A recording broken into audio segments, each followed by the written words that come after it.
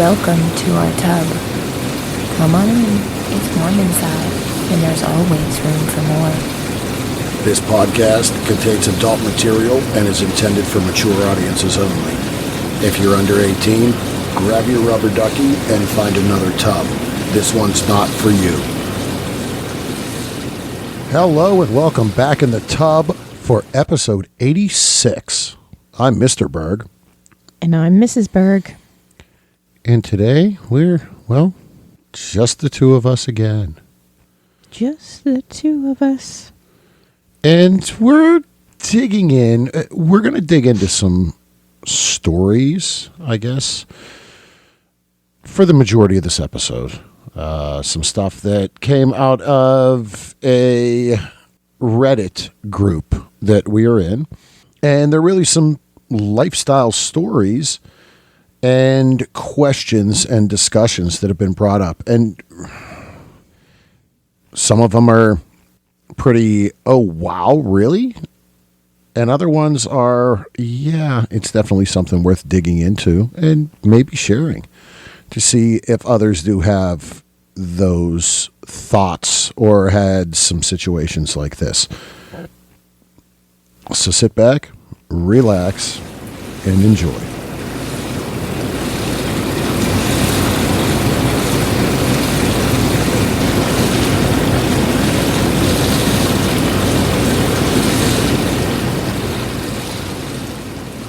All right, welcome back to episode 86. As we said, just the two of us. And my singing was horrible. We got through it. It was at the end. It faded away. It's okay. And as we said today, we're kind of hopping into Reddit a little bit to discuss some articles. Follow up on a few past episodes. Still no clear feedback and grades on the condom conversation from 2 episodes ago. We'll eventually get there someday, maybe. One thing that really was shocking, though, after, I guess, the second episode, or 2 episodes ago, sorry. Yeah. Mrs., you did some research. The one thing that I had mentioned was regarding, do the condoms, is the lubricant a spermicide? Yes. And on those it is not. It is not. And at the same time, there was something interesting that actually I was surprised and shocked about. As we've always, I guess, been taught or spoken to that, well, you wanted a spermicidal lubricant for the benefits. Right. To help even farther decrease the risk. Yes. And as you did some digging and research, what did you find out? So I actually found that it doesn't make a difference in the effectiveness. And yes, that was pregnancy. Yeah. And if condoms with spermicide are used too frequently, then it can actually increase a risk of STIs. Which, again, goes against a lot of things that, well, maybe a lot of us learned in the past. And again, we've always, in the past, looked for condoms with spermicide. Right. That's been a constant. So, all right, maybe it's time for a little change after doing some research. See, we learned something. All right. So what are we dipping into here? All right. Well, as we've shared, we are on Reddit, Berg Couple. And I really do most of the Reddit control, actually all the Reddit control. I was just going to say, this is my first time actually seeing it. Looking at Reddit, and really at the same time, all I do is, well, look at tits and ass on Reddit. I really don't know what else to do. Well, obviously not, because you found this, what are we calling it, a forum? So on this Reddit is lifestyle. It's swingers. And there's a lot of posts around the world and discussion topics. Mm-hmm. And we're going to look at a couple of them today and really kind of, I guess, discuss them. Okay. My first thought is, if people are having these thoughts, these questions, well, others do as well. Ourselves, we've had some of these questions in the past. Mm-hmm. This first one, though, I just really kind of shook my head because I know I would be in the same spot that the gentleman writing this is in, and but at the same time, I'm like, why would this even be a thing? Okay. So this is the, are we serious here? Mm-hmm. This thing, the question or the discussion states, me and my wife are having a male, female threesome with her ex of many years ago. We're talking teenage years. We've swung 3 times with other couples, which was great. I love watching her get fucked. It was hot, but I've always had someone to occupy me too, and have never been jealous. I trust my wife completely, but for some reason, jealous feelings keep arising in me because he is an ex.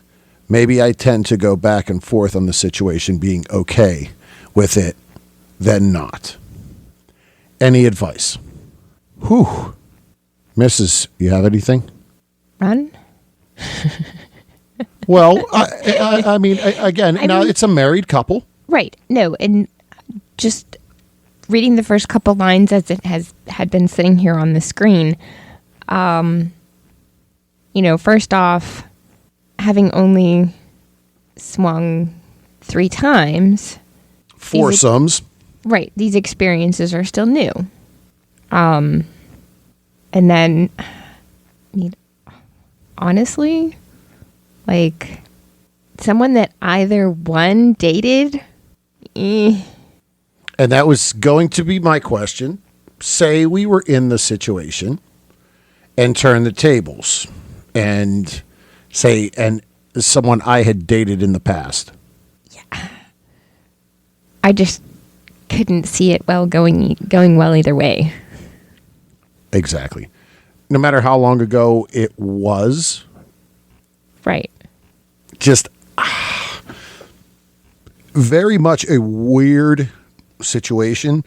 It is. Well, and to say, with the foursomes, I've always had someone to occupy me too. Like, it doesn't really seem like it's the right time to try. To go into this situation and not a foursome. Right. Regardless whether of past relationships. And as we've talked so many times about avoiding drama, this has, in my opinion, drama written all over it. There's more bumper stickers that say drama than... Well, and here's a question. You find at the beach. Here's a question that just popped into my head. Whose idea was it for it to be that person? That as well. Myself personally, if you came to me and said, "Hey, this is I'd say ain't no fucking way." But I already know that. Mm-hmm. So it wouldn't even be something that right. came up in conversation. Right. Very interesting. Now, there are 97 comments in this discussion. Mm-hmm. And the first one that comes up is, when I got the ex, I was amazed that this would even be a consideration. That's really where we are. When you talk about drama and avoiding drama, yeah, that's right. About it. And were the majority of the comments pretty much saying WTF? Mm-hmm. Yeah. Mm-hmm. Oh, This is slightly a book. Yeah, this is a very long one. So here is the proofread version. Me and my wife in the lifestyle for a year. Had a few experiences with a unicorn. We know her for years, even before we're in the lifestyle, so it was fun. We've made connections with several couples over the last few months, even made plans to see them or new at an event. Every time, despite a lot of flirting and good vibes, nothing happened. Or they backed out for one reason or another at the last minute. We met a couple that just checked every box, both attractive, blah, blah. They were very in love with each other. It was like meeting another us. Just some casual chatting. Things started to get sexy, sending pics. They became best friends. We planned a trip. They reached out to say they were reevaluating their place in the lifestyle and probably wouldn't want to full on play. I was kind of disappointed. Just feeling a little depressed. We've made great friends. We don't want to pressure these people into anything, but we think we are such a fit. Our relationship is poly in a way. Just don't want to keep planning trips and events with people that we're not going to play because I don't want to hurt people's feelings. Their view may evolve, but all I know is in 4 weeks, we're going to another event and sharing a house with these friends and another couple, and we expect to get more physical. There got to be underlying reasons. If there's connections and then there's not. Well, but so as it went through, they had a lot of chat. right. They shared pictures. Right. They planned a trip together, and then they kind of backed out or backed away without full play because they were reevaluating. But this isn't the first time for this couple as far as getting to a spot where they thought they were going to play and then didn't. It almost sounds like bad luck to me. Or, yes, you have a connection. This couple that you're talking to is reevaluating their role in the lifestyle. Well, that's kind of bad luck. So what types of pictures, what types of conversations occurred? How new is the couple you're talking to? Did the pictures and the conversation get too hot too fast? Exactly. And scare them away? Or if they are newer, did it actually spark some kind of jealousy or uncertainty of the, oh shit, we're doing this, where, and I really hate to say, oh, we move too slow. The sales side of me is you got to strike while the iron is hot. If you're at an event and you're there and everything is right and everybody agrees, then you go. So Afterwards, did it slow down and had the ability to rethink things? Now, at the same time, rethinking things afterwards, different than in the moment, and that in the moment could have gone bad as well. Right. Well, and I'm just looking back at it too, and it seems like the connections have been over messages to, that kind of stuff. And the change has been once meeting in person. So okay, so the other couple decide that in person the connection wasn't there, which is a possibility. We've had that situation, right? Where conversation wise and text and chat has been great, and in person it was like flat. Yeah. So we have had that.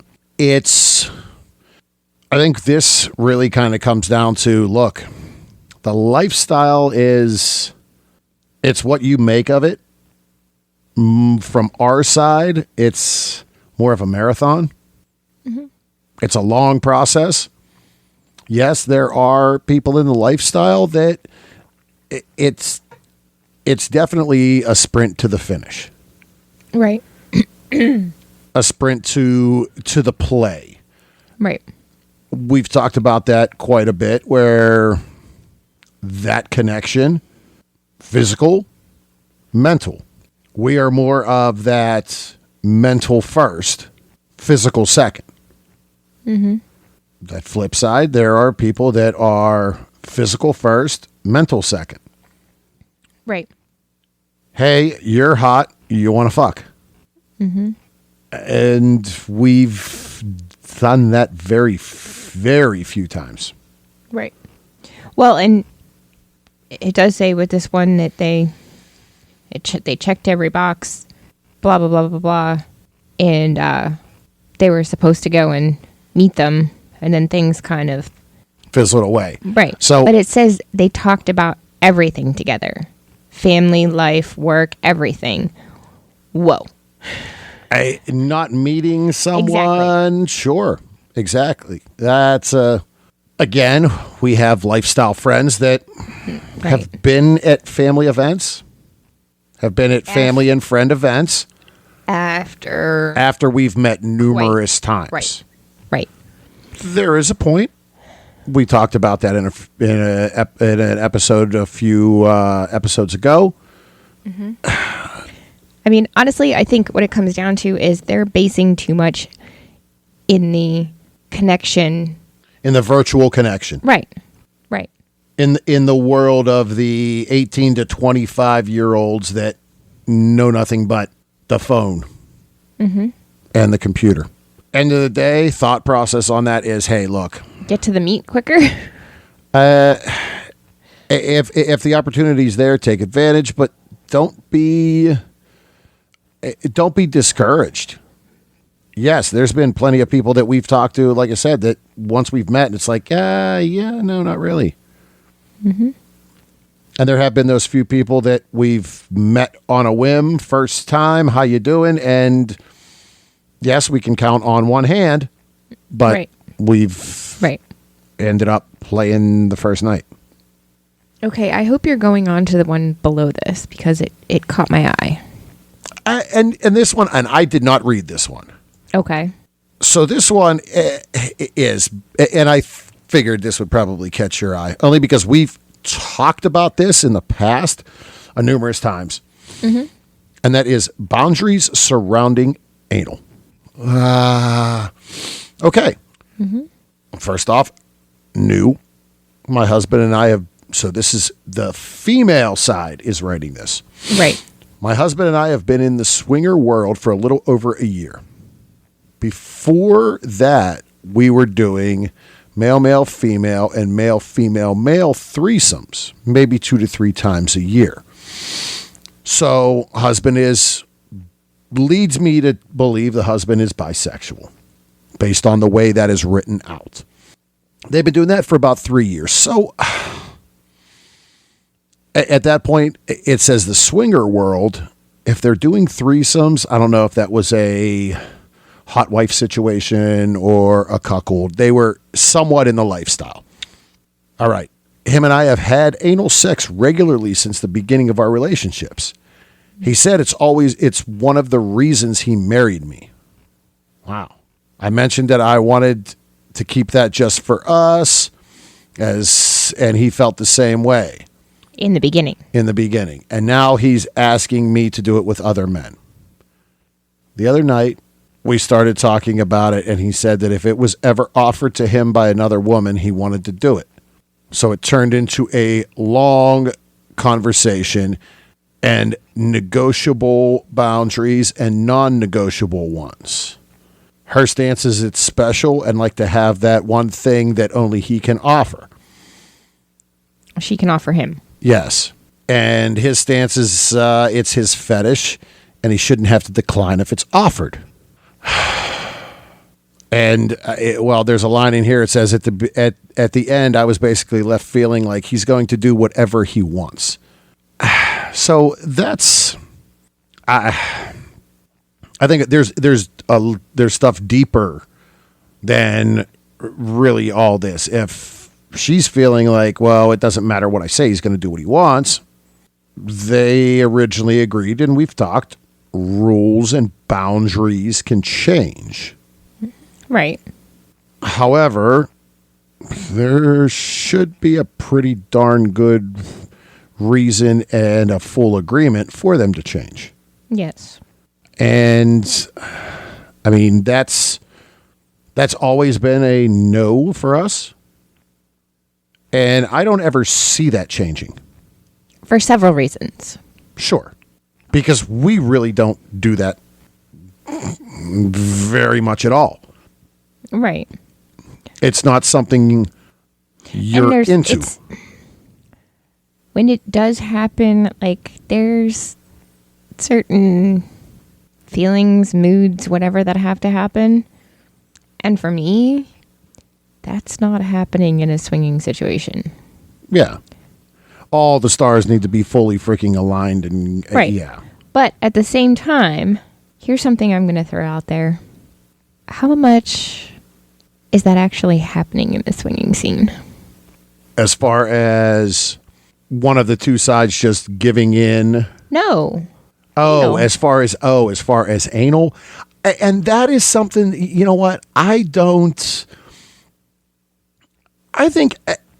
I mean, I kind of feel like a lot of the people that we've talked to have kind of said, yeah, we keep that with us. Right.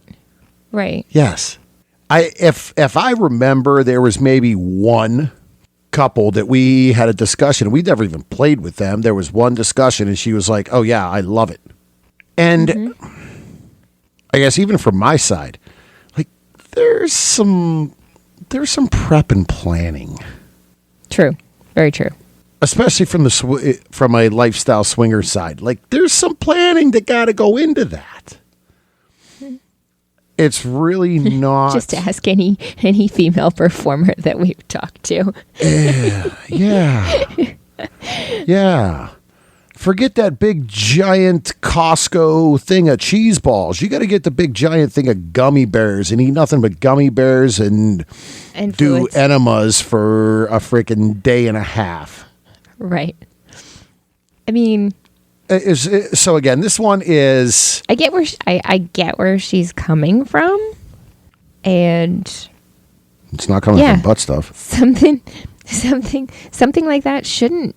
Those kinds of boundaries shouldn't change without a full agreement from both parties. Yeah. It's just one of those things. And again, like as you had said, we've never really seen it very prevalent or really had people even have that conversation with us. Right. Yes, I will say there was one point with great friends of ours in the past, and we were playing, and it was a long session, and she was extremely moist. Right. And it was almost an oops. It was. She went, "Oh, hey, wrong hole." And she enjoyed that. We knew that. We had conversations, but it wasn't something we were like, yeah, no, that's not. They saved that for themselves as well. Right. And yeah, it was like, oh, shit, oops sorry. Oops is happened. Yeah. She was like, oh, wrong hole. Oh, yeah, sorry. But like, okay. It was like head in and woo, okay, sorry, yeah. Mm-hmm. Again, boundaries. I think something like this is going to lead to a pretty honestly, bad situation. Honestly, though, it says his stance is that it's his fetish and he shouldn't have to decline it if it's offered. Really don't think it's going to be offered very often. Very, very, very rarely. Unless you're out and putting that on a profile. Right. And asking for it and searching for it. Right. Not everyone's offering up that little starfish. Yeah. Well, let's get into one more before we take a little break. And this one, this is, I guess, some of the problems, some of the struggles, some red flags of what in the world is going on? And we have, even from early on, our direction was we tended to avoid boyfriend and girlfriend couples if they weren't married. There was one situation and they were engaged. They'd been together for a while. Well, no, but we have, I think that was at first, but there have been others that were, but they were long term. Right. And I think that ages of the couple makes a difference. Yes. And but again, I think we definitely still tend to watch that. And you're right. Age does make a difference. Mm-hmm. And this one here, wow. Just so many things wrong in this situation.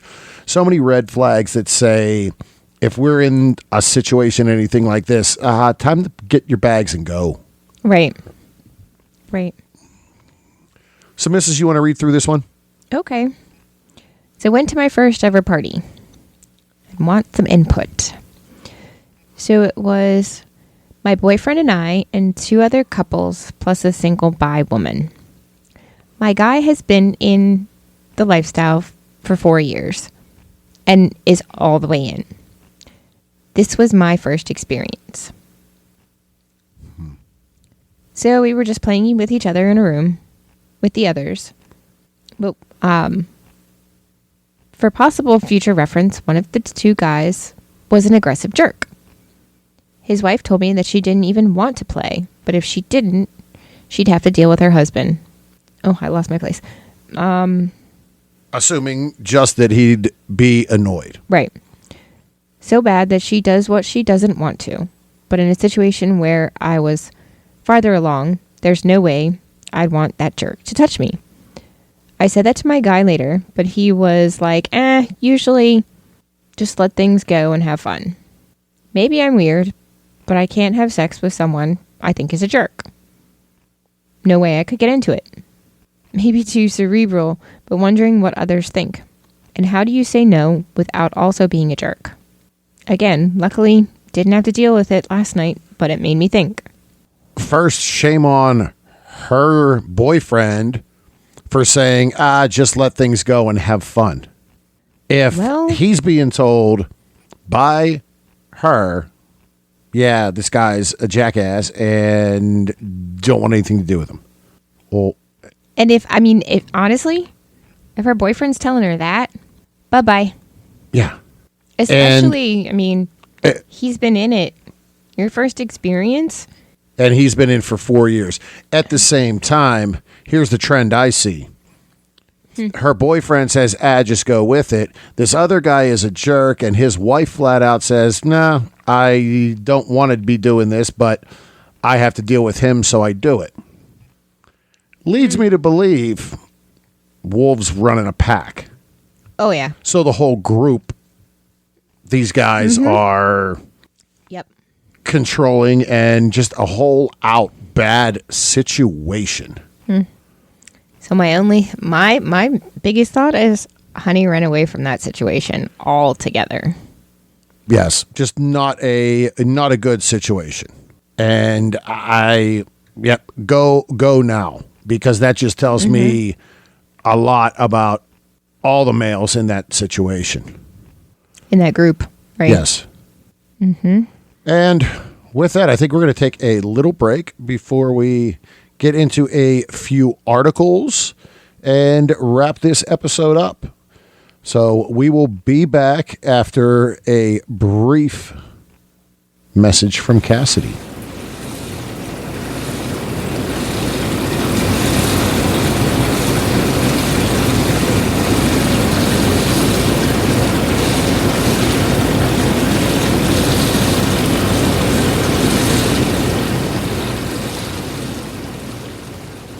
This episode is brought to you by Cassidy.com. Have you ever wished there was an all-encompassing way to find sexy, like-minded people in your area? Well, Cassidy has hit that on the head. The Cassidy platform brings the best of sexy social media, profile searches, rendezvous, party calendars, and travel all into one. Find and make new friends, share your naughtiest of pictures with select friends in your backstage pass, and plan your next naughty encounter all at once. Follow the Cassidy link in our tub to try it out free for 30 days. When you join, you'll be added to our community to get some early sneak peeks. You'll also be first to know where you may find us out and about.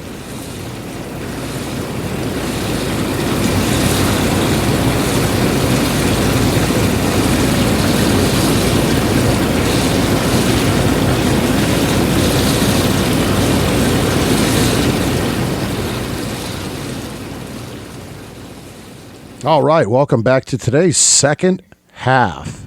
And, well, now we hopped into the chive.com. Mm-hmm. And rolling through, well, this is from a little ways back, but jumped out. Well, and I mean, because the original GIF on the page of this story is Halle Berry's boobs in the Catwoman costume. Mm. All right. And this is the craziest sex stats you've ever heard. So there's 17 of them, it says. Mm-hmm. So, Mrs., let's scroll down through and see these and, well, see how we add up to these stats. Okay. All right? Mm-hmm. First one. 61% of millennials have had a one-night stand. Well, we're not millennials, so we don't count. No, we're not millennials. No, we're fucking old. Okay. We're not that old, but we're not millennials. This one's interesting. So is her butt. Ooh. Well, yes. Condom users have fewer sexual partners than non-users. It's interesting and kind of scary at the same time. It very much is. Now, on the Chive, it doesn't say where these stats came from. Right. So. Well, there's another interesting but. 25% of married people have only had one sexual partner. Now, the question is, before or after they were married? Mine was before. But it doesn't, 25% of married people have only had one sexual partner. That is 25%, so it is a small percent, a quarter of the population, which I guess isn't really a small number, but it is kind of a small number. Mm-hmm. Okay. I wonder if they ask people in Utah that. I'm just asking. I don't know. I don't know. This one's got a little underboob. Yeah. 88% of millennials masturbate. We don't fit in that one either. Well, not in one part of it. Well, we're not millennials, like we said. Yeah. I said we don't fit in one part. We fit in the 88%. Yeah, hey. 32% of couples use a vibrator during sex. We definitely fit in this one. Yes. Only 29% of women reach orgasm during sex. Guys, pick it up. Certain criteria that has to happen here, but yeah. She's some nice ink. Mm-hmm. 72% of millennials have sex at least once a week. There's a lot of millennials getting down and dirty. Doggy style is the preferred sex position for men. That's a tough one. I don't know. Okay. Almost 10% of dreams include sex. Where's the don't in there? I'm 10%, just saying. 10% isn't a really high percentage. That's why I'm saying, did they forget almost 10% of dreams don't include sex? Mm-hmm. That's what I'm saying. All right. Missionary is the favorite sex position among women. I think I'm split between the two. I tend to agree. Women average 4 sexual partners in their lifetime. Okay. Misses them as rookie numbers. In the lifestyle. Right. Men average 7 sexual partners in their lifetime. Guys, it's just whores. Well, okay. 74% of women have sex before marriage. Okay. Only 37% of women masturbated this month. You're out of this stat, missus. Or is it only 37% that are willing to admit that they did? Yeah, could very well be the case. 40% of women aged 20 to 49 have had anal sex. Okay, only half. I think that might be only the 40% admitted. Right. But I may be wrong. I don't know. All right. Men suffer from low libido as much as women do. I think that depends on age Yeah. and what's going on in life. Yes. All outside things. But all in all, go back up a second. This whole thing was trying to sell testosterone boosting supplements. At the end of the day, there's the hook. Yeah. Didn't work for me. But it was some interesting things that they put out there. The pictures were more interesting than the yes. facts. Yes, very much so. But yeah, some pretty interesting numbers there. Right. And then we will get into the last conversation of this week. And we just had to get into this one. The New York Post today. Is it This was actually published on September 21st. so last week? Yes, last week. And again, the New York Post, you always find some gems. This was kudos to this guy. Great try. Never hurts to try. Next time, from a swinger standpoint, be upfront. Don't get caught when it happens. You may stand a better chance. Well, and I think it was inevitable that he was going to get caught anyhow in this situation. Well, and he wanted to get caught. Right. And it didn't. It backfired on him. Yeah, it backfired, definitely. Okay, so this article. My date invited 2 more women to dinner to find the perfect 3-way. Okay. So, article is this TikToker has gone viral when she shared the story of a recent date with the intent of creating a perfect 3-way. And situation is, average guy reached out on a dating app, Right. set up a date. Well, that's the way things go. Everything's done on a dating app right now. Whether your lifestyle, whether you're not, whatever you're doing. Right. Scheduled had a reservation for dinner not far from her house. Got there, the guy was waiting outside. So, well, first thought as a dating app, she even says, boy, I recognized him, so at least I wasn't catfished. Right. They go in, they sat down at a 4-top table. All right, depending on restaurant, sometimes as a 2, you sit at a 4 based on space, based on other tables being used. Doesn't flag me there. Right. She wasn't expecting anybody to fill the other 2 seats. And Then she sees a woman approach the table. She assumes it's the waitress. She looks at her funny, introduces herself just casually. Then another woman approaches and takes a seat. The ladies start to chat with each other. And he just sits back and watches. Question comes up, how do you know this guy? And the response from all 3 women are, oh, this is our first date with him. Oh, playa. Right. So at the end of it, the reality was he scheduled all 3. He did turn around and admit to it after these 3 women confronted him, saying, what's going on? He said, well, I'm just looking for a threesome. Figured I'd invite 3 women and hoped at least 2 of you'd stay. Or I get lucky and it's a foursome and all 3 of you stayed. Right. Moral of the story is he was in that 88% of millennials that masturbate. Because he went home alone. Again, kudos, dude. That's a freaking look at my big balls move. Right. And the TikToker, did say, she clarified that people are weird and sometimes bring their friends along on, on dates. Yeah. But no, this guy was looking for, well, a few friends to take home for the night. Mm-hmm. Ended up with nobody. Just watch out for him. Rosie Palm and her 5 sisters. Yeah, so just watch out for, the next newest, next he's going to be a single guy trying to get into a club. And you never know. Well, we're going to wrap it up on that one. I think that has been enough excitement and entertainment here this week. Right. I mean, hey, he had the confidence to think it might work. Yeah, that's what I said. That's a big dick move.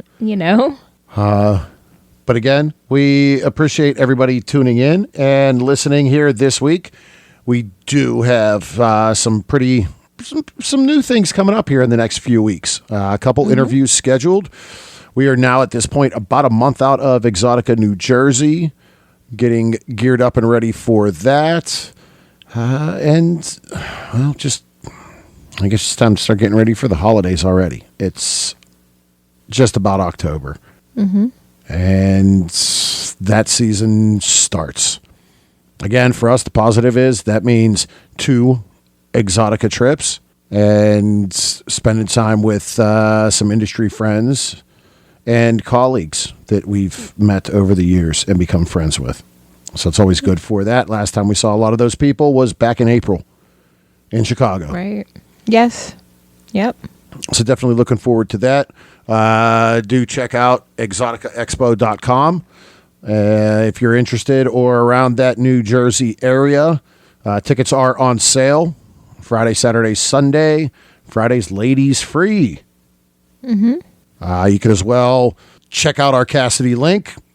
Get your free 30-day trial on Cassidy. You can sign up there and buy your tickets for Exotica there, as well as Cassidy is a sponsor of the lifestyle section of Exotica. So maybe next week we'll have some follow back up on some condom testing. You never know what happens between now and then. Mm-hmm. Be sure to take the time to relax. Take the time to focus a little bit on yourself. Hey, join the party and all the people masturbating if you got to. Sometimes your partner may get turned on by that. Just make sure it's in the right company. Very true.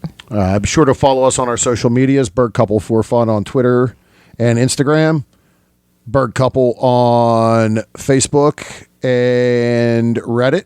And as well, you can listen to this podcast on all major platforms, as well as now Spreaker, which is now an app that is out there and available. Full Swap Radio? Full Swap Radio as well. Mondays at 9 a.m. and Fridays at 1 p.m. We are on Full Swap Radio. You can hear past episodes, as well as throughout the day, Monday through Friday, listen to numerous other lifestyle and sex positive podcasts and creators out there. So make sure you give them a look at fullswapradio.com. Remember to wrap it before you tap it, lick it before you stick it. And until next time, we'll keep the lights on and the tub warm for you.